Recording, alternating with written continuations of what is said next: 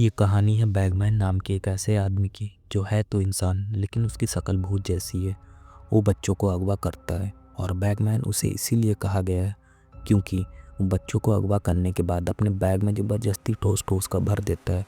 जिस भी बच्चे के पीछे पड़ जाता है उसे फिर हासिल करके ही दम लेता है। तो इस कहानी में भी वो एक बच्चे के पीछे पड़ गया है। अब क्या उसकी फैमिली उस बच्चे को बचा पाएगी या वो भी बैगमैन का शिकार हो जाएगा। तो मूवी शुरू होती है और हम एक बाप और बेटी को देखते हैं जो एक जगह पर खेल रही है।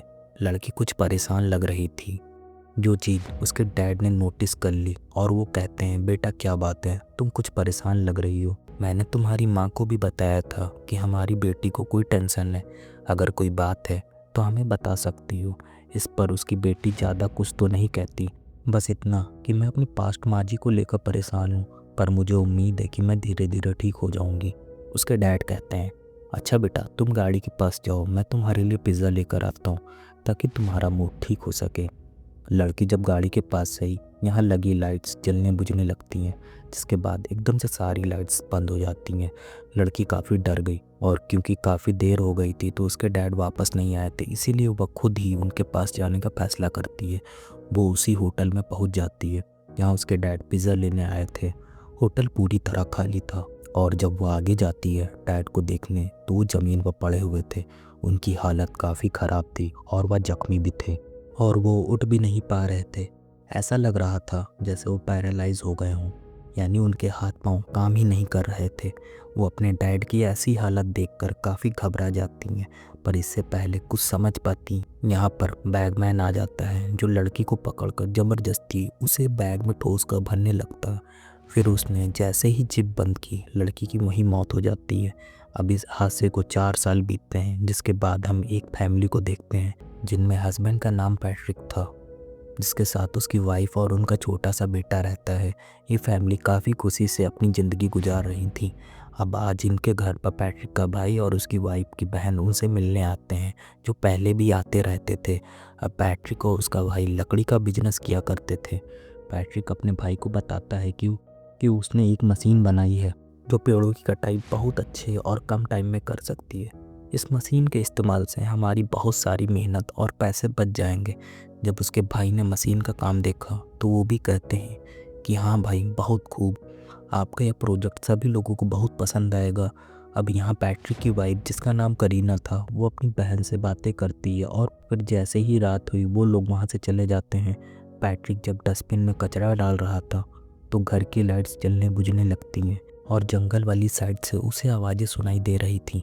पैट्रिक को लगता है कि ज़रूर जंगल में कोई आया है, इसीलिए वो जाकर चेक करता है, पर वहाँ उसे कोई नज़र नहीं आता, जिस वजह से वह घबरा सा जाता है।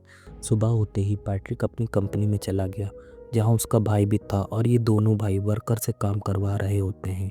ये कंपनी इनके डैड ने खड़ी की थी, जिसके मालिक अब ये दोनों भाई थे क्योंकि इनके डैड की मौत हो गई। पैट्रिक का भाई कहता है, जब से डैड की मौत हुई थी तभी से मुझे बुरे सपने आया करते हैं। जैसे तैसे मैंने खुद को संभाल ही लिया। पैट्रिक चाकू से तराश कर लकड़ी का उल्लू बना रहा था।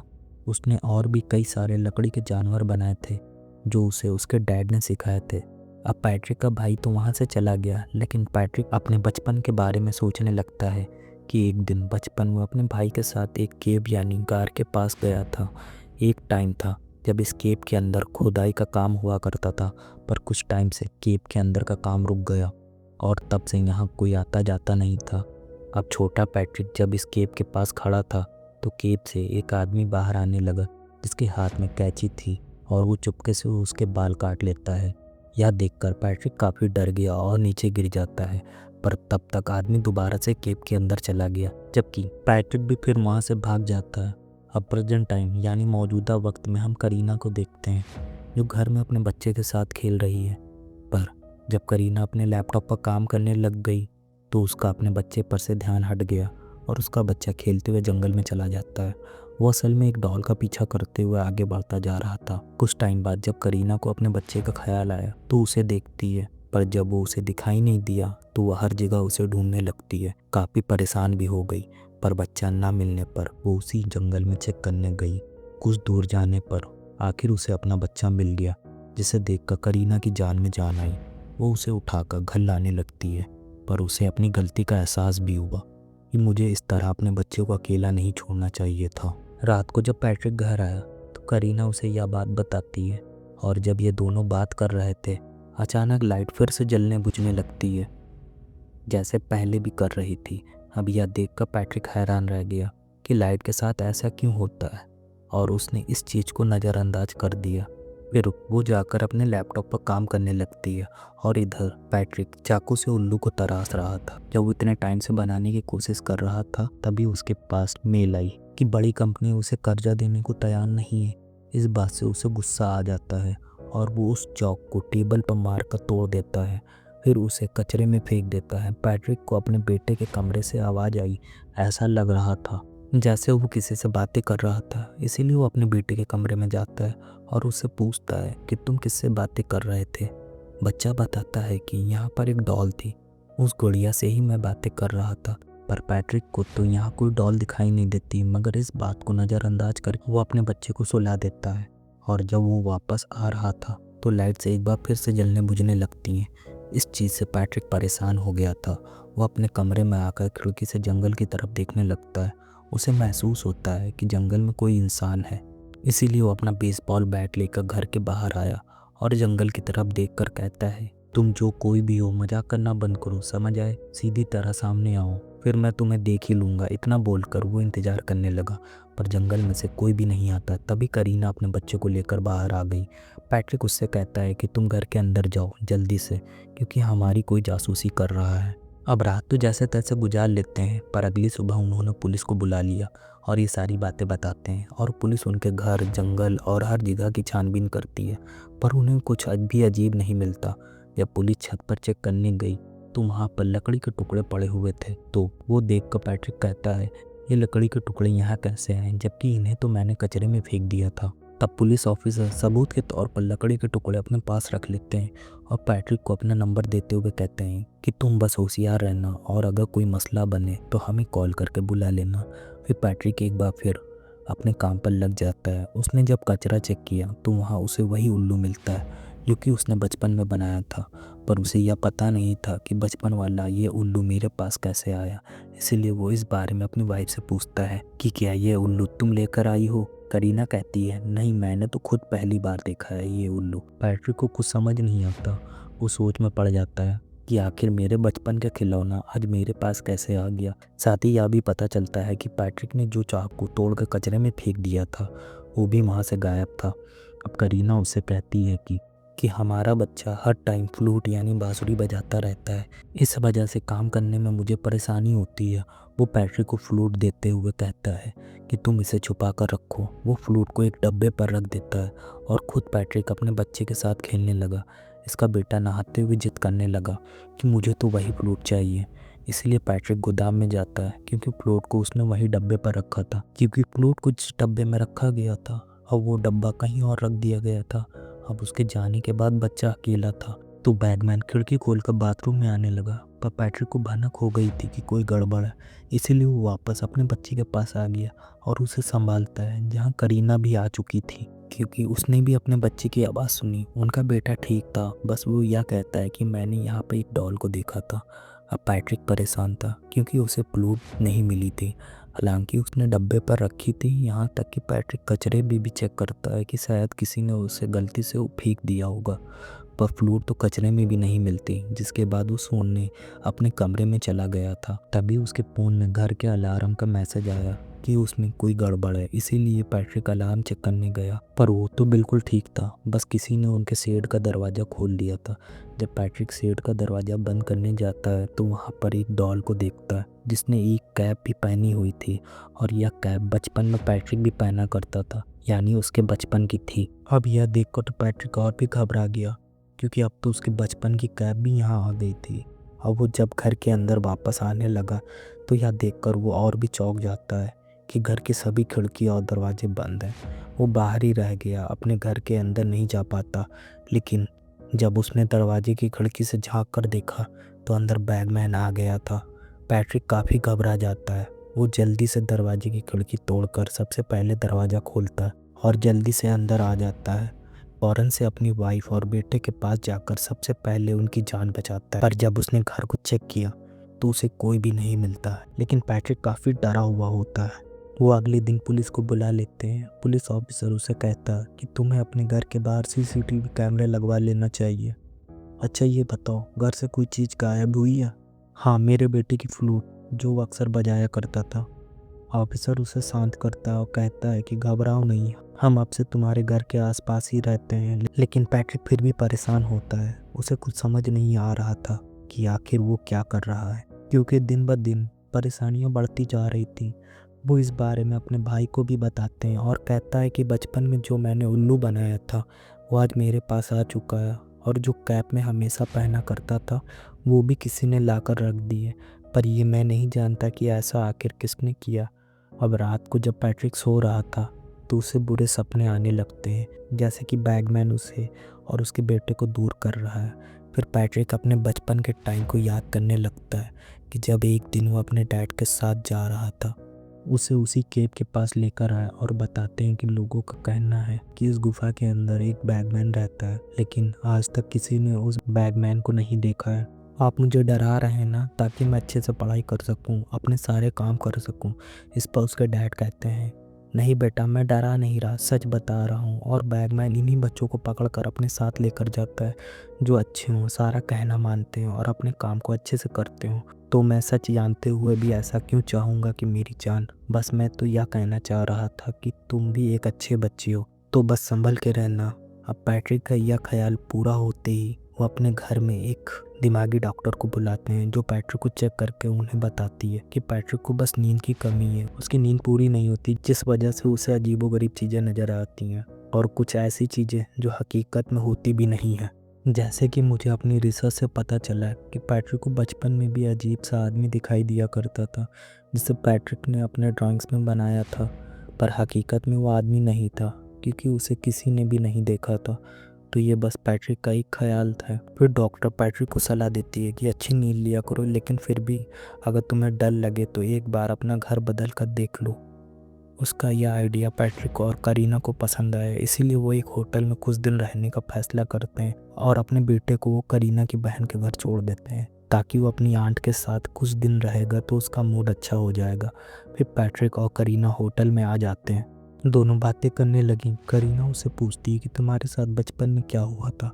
तब पैट्रिक बताता है कि अपने डैड की बैगमैन वाली बात से वो काफ़ी डर गया था। मेरे डैड फिर से मेरे पास आए। उन्होंने मुझे एक चाकू देकर कहा, बैगमैन तुम्हारे आसपास भी रह सकता है, तो अपनी हिफाजत के लिए इसे हमेशा अपने पास रखो, और अगर तुमने ये चाकू खो दिया तो बैगमैन फिर तुम्हें नहीं छोड़ेगा। और देखो, आज वो चाकू मुझसे खो गया। इधर हम करीना की बहन को देखते हैं, जो फ़ोन पर किसी से बात कर रही थी, और करीना का बेटा आराम से सो रहा होता है। पर अचानक लाइट जलने बुझने लगती है। इससे वो थोड़ा घबरा गई और जाकर बच्चे को चेक करती है, जो बिल्कुल ठीक था। पर तभी दरवाजे की बेल बजती है। जब उसने जाकर चेक किया तो वो बैगमैन था, जो यहाँ भी आ गया था। उसे देखकर करीना की बहन काफ़ी डर गई और जल्दी से जाकर बच्चे को संभालती है। वो मदद बुलाने के लिए किसी को कॉल करने की कोशिश करती है, पर अब तक की सारी चीज़ों ने काम करना बंद कर दिया था। इसीलिए वो हाथ में चाकू लिए करीना के बेटों को लेकर अलमारी में छुप जाती है। बैगमैन, जो उन्हें देख चुका था, यहाँ भी आ जाता है उन्हें पकड़ने के लिए। बैगमैन करीना की बहन को पकड़ लेता है। अपने बचाव में भी उस पर वो हमला करती है, पर खुशकिस्मती से अपनी और बच्चे की जान बचा लेती है। कुछ देर बाद यहाँ पैट्रिक और करीना और रेस्क्यू टीम भी आ जाती है। करीना की बहन को थोड़ी सी चोट आई थी, इसीलिए उसकी पट्टी कर दी जाती है। फिर पैट्रिक फैसला करता है कि मैं अपनी फैमिली को लेकर अपने भाई के घर रहूँगा, इसीलिए वो उन लोगों को लेकर अपने भाई के घर आ जाता है।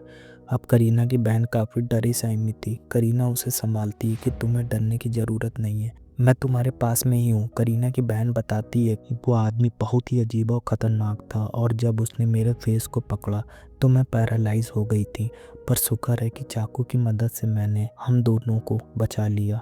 इधर पैट्रिक के हाथ में बेसबॉल बैट था, और वो सारी रात जागने का फैसला करता है ताकि अपने बच्चे की हिफाजत कर सके। अब तक वो समझ गया था कि बैगमैन उनके बेटे के पीछे ही पड़ा हुआ है, लेकिन करीना उसे समझाती है कि यहाँ कोई खतरे वाली बात नहीं है, क्योंकि हम तुम्हारे भाई के घर पर हैं और वो भी इस समय घर पर है और बाहर पुलिस भी है, तो तुम बेफिक्र होकर आराम से सो जाओ। इसीलिए पैट्रिक भी लेट गया। उसकी आंख लग जाती है। कुछ मिनट के बाद जब पैट्रिक ने अपना टैब चेक किया तो उसके बेटे के पास बैगमैन पहुंच चुका था। ये देखकर पैट्रिक डर गया।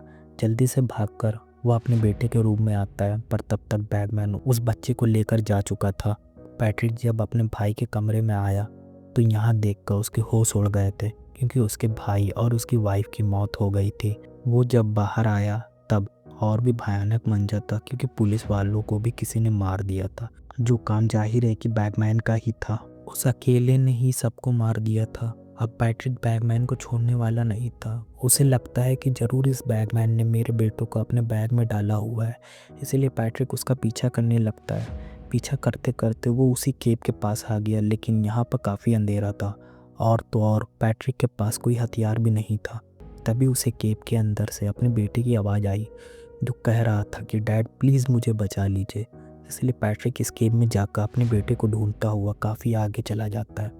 उसने देखा कि यहाँ तो बहुत सारी मोमबत्तियाँ जमी हुई हैं।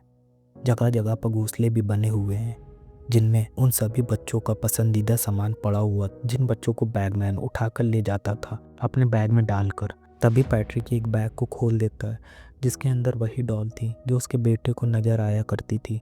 पैट्रिक देखता है कि उसके अंदर से उसके बेटे की आवाज़ आ रही थी, यानी कि यहाँ उसका बेटा नहीं था, बल्कि इस डॉल के जरिए पैट्रिक को बेवकूफ़ बनाया गया था, जो देखकर उसे और भी गुस्सा आने लगा। वो डॉल को तोड़ देता है। इधर करीना और उसकी बहन को उनका बच्चा मिल गया था, जिसे वो लोग संभालते हैं और पुलिस को कॉल करके बुला लेते हैं। पैट्रिक, जो अभी भी केव के अंदर ही था, वो कहता है कि तुम जो कोई भी हो सामने क्यों नहीं आते। उसका यह कहना ही था कि तभी अचानक बैगमैन आ जाता है और वो पीछे से पैट्रिक का मुंह पकड़ लेता है और उसे अपने साथ ले जाने लगा। वो काफ़ी भयानक होता है, किसी भूत जैसा दिख रहा था और वह अपने साथ एक बैग भी लाया होता है और उसके मुंह पर हाथ रखने की वजह से पैट्रिक पैरालाइज हो गया था। वो हिल भी नहीं पा रहा था, बस लेटा रहता है। तभी उसकी नज़र उसके सामने पड़े घोंसले पर जाती है, जहाँ पर उसका वही चाकू पड़ा हुआ होता है जो उसने तोड़ कर कचरे में फेंक दिया था, जो गायब हो गया था। अब किसी तरह पैट्रिक वो चाकू उठा लेता है और उसी बैगमैन की गर्दन में ये दिखता है, जो अक्सर उसका बेटा बजाया करता था। अब किसी तरह पैट्रिक उठा और यहाँ से भागने की कोशिश करता है, पर बैगमैन उसकी जान छोड़ने वाला नहीं था। वो भी उसका पीछा करता है। तब पैट्रिक फ्लोट को केव से बाहर फेंक देता है, लेकिन बैगमैन उसके पास आकर पैट्रिक को मुंह से पकड़कर उठा लेता है और अपने साथ लाए बैग में वो ज़बरदस्ती पैट्रिक को भरने लगता है। पैट्रिक की हड्डियाँ बुरी तरह टूट गई थी। बहुत ही दर्दनाक उसकी मौत हो जाती है। तभी वहाँ करीना भी उस केव के बाहर पुलिस को लेकर आ जाती है। यहाँ पर पड़ी फ्लोट को देखकर वो समझ जाते हैं कि पैट्रिक केव के अंदर ही है, इसलिए बहुत सारी पुलिस केव के अंदर जाती है और पर अफसोस उन्हें वो नहीं मिलता। तभी हमें पता चलता है कि पैट्रिक को बचपन में उसके डैड ने यह भी कहा था कि बैगमैन सिर्फ खूबसूरत और छोटे बच्चों को ही पसंद करता है और अपने साथ ले जाने के लिए जो बच्चा उसकी नज़र में आता है, बैगमैन उसके बाल काट लेता है और फिर उस पर नज़र बनाए रखता है। अब भले ही वो बच्चे जितनी मर्जी बड़े क्यों ना हो जाएं, बैगमैन उनका पीछा करना नहीं छोड़ता। फिर जब उसे मौका मिलता है तो वो बच्चे को अपने बैग में डाल कर ले जाता है। इसीलिए तो पैट्रिक के बचपन में बैगमैन ने उसे पसंद किया, उसे अपनी नज़रों में रखना शुरू कर दिया और उसके बाल भी काट दिए।